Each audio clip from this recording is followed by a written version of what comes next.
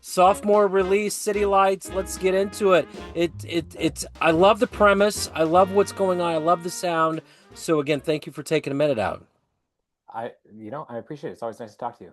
Yeah, absolutely. So let's begin with, you know, reading about the album. It's really an homage to all of the cities that you visited.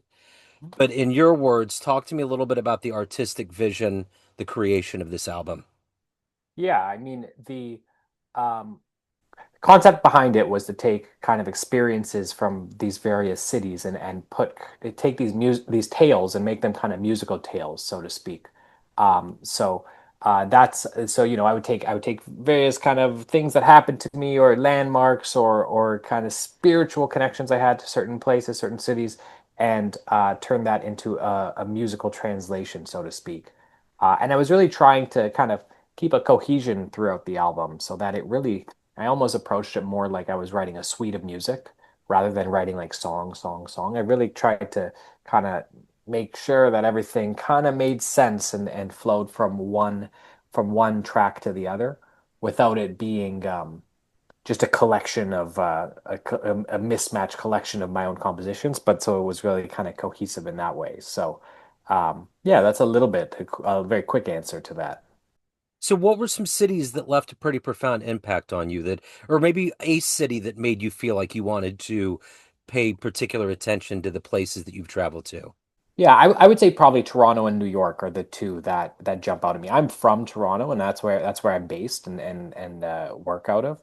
But I've also spent time in New York, and I know a lot of the musicians in that scene, and I've played there, and those are two that I particularly drew inspiration on quite a few of the songs. And for that reason as well, I thought it was kind of important to include musicians from both of those scenes to capture a bit of both of those sounds. So um, my every person who's on this album has a connection, has some sort of connection to both of those cities, and kind of represents each of them in their own way.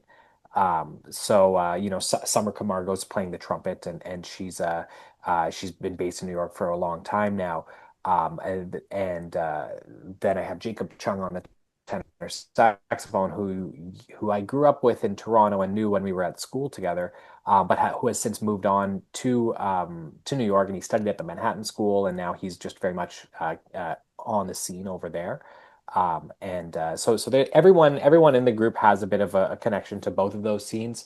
A couple of the cities that I visited have been with either Ernesto or John or Summer or Jennarie. So there's a bit of a mixture in that regard too.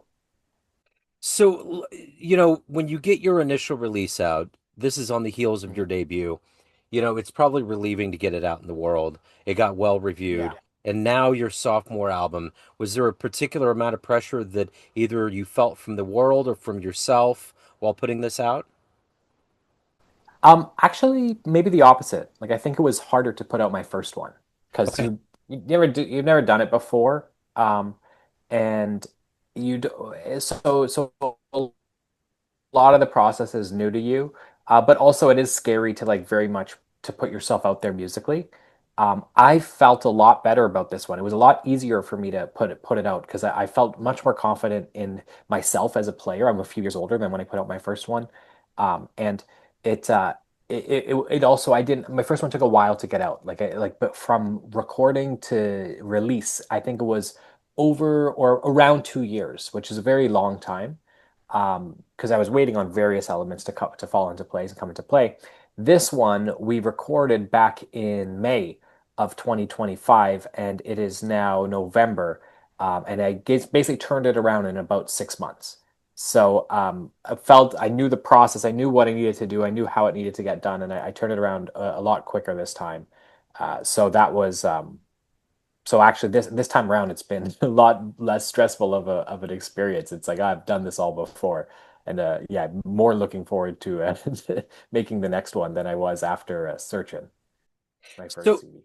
yeah, for sure. So, the one thing about living in this modern world right now, and it's probably more, might be a little bit more with America, especially with everything that's transpired since the beginning of the year here. Hmm. Seems as though music, whether recorded or live, is a real oasis for people to kind of get away from the headlines and what's going on, because there's a lot of things going on Hmm. in the world right now that's not so positive. Yeah. How much responsibility or how much of that thought is in your head when you're presenting the chance for people to escape into a world of no worry? Yeah, I mean, I think about that when for sure when making CDs, but also when doing live shows and touring. I think about the audience a lot that they are, it's not the easiest economy right now, obviously, and they're spending their hard-earned money on going to see a jazz show or going to see a concert. I really want to like kind of like transport them to that environment for the next few hours and really make them forget about whatever it's going on in their life and it's some of the most meaningful conversations I've had with audiences after the shows is if they say I'm not really a I'm not a jazz musician. I don't even listen to too much jazz, but this was I really enjoyed this and this kind of made me was kind of perfect for me, a relaxation for me. So I really consider that and try, especially in the live shows, to make something that will help the audiences just relate to and kind of forget about the day to day. And then hopefully that translates too. I think it also translates to my recorded music. I try to make my more recorded music, although artistically, have artistic merit, but also be able to be enjoyed by non musicians, by maybe even non jazz listeners. So, we interviewed before, we did a longer expose on your debut, but now that, you have your second album, you've been in the jazz world for a while now. What is the difference between this dream of being a professional musician, of having this career, and it actually happening now? What is the difference between the dream and reality for you? Well, I mean, I guess you get to you learn a lot. Like when you actually do it yourself, there's all sorts of things that constantly surprise me. It is very, very difficult to be a professional like touring artist and to be an artist that's putting out albums and getting, because you're convincing people to basically put money on you to bring you out to a certain city or a certain place and sell a concert or be trusted in lining up with their programming for the festival or trusted that you can handle that sort of thing. So um, maybe obviously I think with everything the dream might be a little more glossy and perfect than it is in reality. Um, I will say for me personally, I've always felt like this was what I was meant to do, and that's kind of how I've stayed persistent in this business, and you kind of have to be a little bit relentless, a little persistent, and just keep pushing when things aren't so good. Uh, so that because I've always wanted to do this, that's always felt meaningful to me. But it's a lot. It's tough. It's tough to make bookings, to make things make sense monetarily, to do everything we have to do. There's a lot of hats you have to wear, so you just have to be very kind of diverse and malleable in what you're doing. But I will say it's without a doubt it's the right career for me, and I find it very rewarding. So the one thing too is your lineup on City Lights is pretty stellar with Ernesto and Summer and Jacob, and what was it like to make music with them as that group, that core? Yeah. I mean, this is kind of like a dream group I put together thinking about who would sound best on this record for these compositions. Like I kind of wrote these songs with these musicians in mind. I had worked with all of them, some more than others. I think Summer and I we went on tour together in Chile, and that was our only time playing together up until the shows leading up to this album recording. Versus Ernesto and John, I had been working with for a while. Jacob, I've known for years. Jennarie, the vocalist on this record, I work with all the time. So very varying levels of familiarity. But I put everyone together, and I think the sounds really made sense. Like the way everyone kind of we all play with a similar sort of energy, I'd say. And I think even with just a couple gigs leading up to the album recording, we just did three. And then we did the recording on the fourth day. That was enough to like create a cohesive sound as a band. And yeah, so I'm actually I'm pleased with how everyone plays in and around each other. And at the end of the day, when you're getting professionals at the very highest level of their field, they're going to sound really good, you know? Yeah. Like they'll sound good. Yeah, for sure. So what are you Yeah. going to do for live shows with the group? What are your plans? Yeah, so I have live shows all through the month of November. And actually in kind of varying iterations of the group. Jennarie's joining me in Toronto. Ernesto and John are back again for a few of those shows when we're in the Toronto area.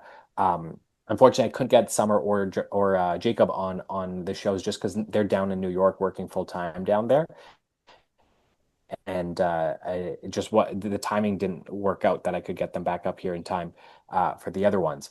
However, I'm looking forward to some shows in the States next year, and they'll definitely be included on that one, or those shows, I should say, whenever possible. So yeah. All right. So at the end of the day, what are you hoping the listener gets from City Lights? Ooh, that's a good. Well, I just hope they like it. You know, it's Yeah. I'm not nothing complicated. I hope that this the sounds please their ear in whatever way that may be, right? Yeah. And that would just make me happy that jazz lover or not, that they could kind of um enjoy the music I put out. So if anybody wants to get a copy of the album, your previous album, in a way that would benefit you the most, or find out about tour dates, where do they go? They go to my website, so anthonydelisandro.ca. And yeah, I could get you a copy of the CD from there, um, as well as tour dates are all up there. And yeah, that's for sure. I would say this to my audiences, a lot of people don't even have a way to play a CD, but I know at shows they buy them anyway because they want to support the artist, and it's the best way to support an artist because you don't really make any money from streaming or Spotify or that sort of thing unless your numbers are crazy. But you do from CD sales. So if they want to show us a little extra support, I send them all over Canada, the US, and Europe. So they can get them anthonydelisandro.ca. Well, I hope that in light of what happened the other day with the Game 7, you understand that most of the world was showing Toronto love. I don't think there was many people other than in LA that they wanted them to win. Oh, good. Well, that's nice to hear. Yeah, it was a little tough for us over here, but I have never, ever in my life, and I'm a big sports fan. yeah, I've been watching them for decades. I've never seen an ending as brutal as that in my life. I couldn't I believe it. know.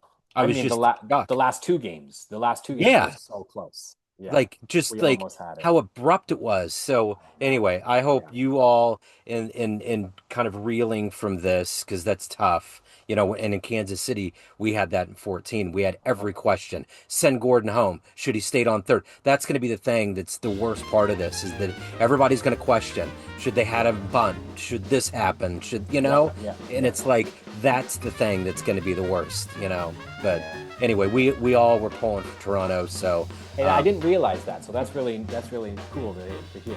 oh yeah, we were all going for it. I mean, it was Cool, like cool.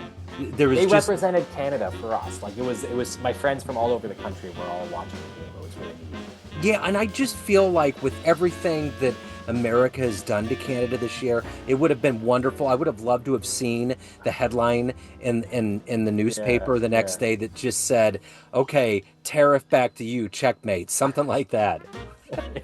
Something That would have fun. been nice. I would Yeah, have loved yeah, it. Absolutely yeah, loved it. yeah. So again, Anthony, it's so great to catch up with you. Best of luck on the sophomore Thank release, you. the touring. It's great to catch up, and hopefully, we'll see you down the line with successive releases. I appreciate that. Thanks for the interview, Joe. Yeah, absolutely. Thank you.